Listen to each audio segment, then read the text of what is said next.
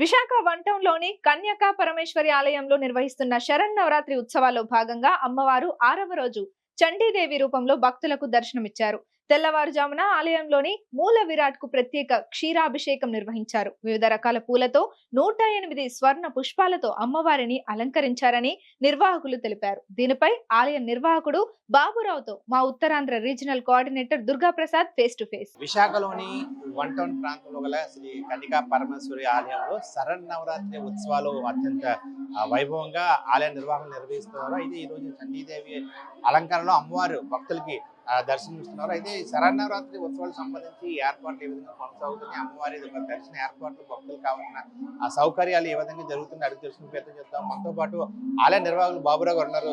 బాబురావు గారు చెప్పండి, ఏదైతే శరన్నవరాత్రి ఉత్సవాల భాగంగా అమ్మవారికి దర్శనం ఏ విధంగా జరుగుతుంది, ఈ రోజు ఏ విధంగా అమ్మవారు అలంకరించారు? ఓం వాసవి దేవి నమః. నా పేరు వెదుల్లపల్లి బాబురావు అండి. కన్యకా పరమేశ్వర దేవస్థానానికి పిఆర్ఓగా వ్యవహరిస్తున్నానండి. ఈ కన్యకా పరమేశ్వర దేవస్థానం సంఘంలో దేవి శరన్నవరాత్రి ఉత్సవాలు ఘనంగా జరుగుతున్నాయి. దానిలో భాగంగా ఈ రోజు 6వ రోజైన మంగళవారం నాడు అమ్మవారిని చండీదేవి అలంకరణ రూపంలో అలంకరించి భక్తులకు దర్శనం కలిగించారు.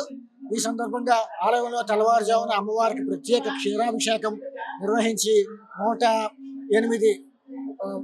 108 బంగారు పుష్పాలతో నివేదన చేసి వివిధ రకాల పుష్పాలతో అమ్మవారిని చండీదేవి అవతార రూపంలో అలంకరించి భక్తులకు దర్శనం కలిగించారు.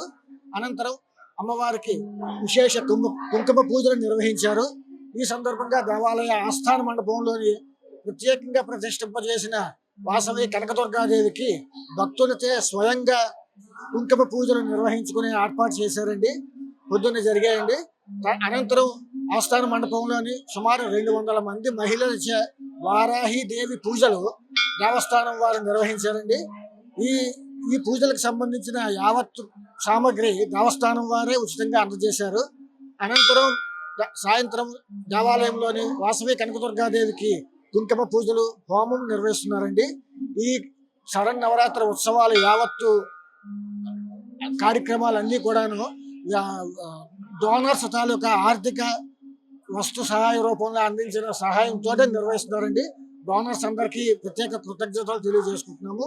ఈ సందర్భంగా రేపు బుధవారం నాడు వాసవి కనకదుర్గాదేవికి ప్రత్యేక అలంకరణ సరస్వతీదేవి రూపంలో అలంకరణ ఉంటుందండి.